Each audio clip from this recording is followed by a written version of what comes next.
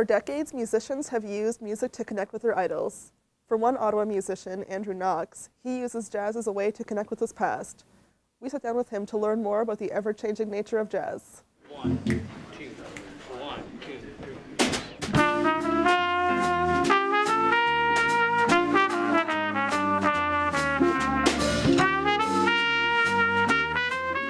3. So my name's Andrew Knox, I'm 24, and I'm a trumpet player in a jazz band.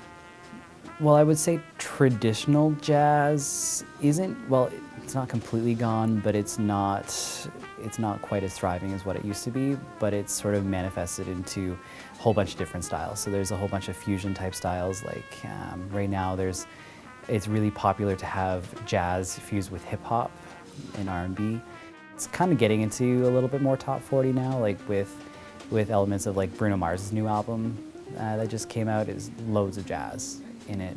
Yeah, I would say that because it's going into the more contemporary popular stream, that it's keeping a lot of millennials in jazz music. Jazz is based around feeling, right? So when I think of like nostalgia, like a whole bunch of feelings of anything that I associate sort of comes with it. So jazz music's all about association and your own personal experience of what you bring to the table musically. So feeling nostalgic is just basically representative of the music that we're making and sort of elements of older style looking more towards the future. I tend to think about older, more legendary musicians, like me personally, Louis Armstrong, who essentially wrote the beginning parts of jazz, but was also a very gifted trumpet player and vocalist.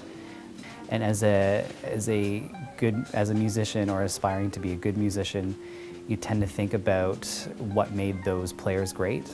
So you try to emulate as much of that sound as you can while still kind of bringing some of your own sound in.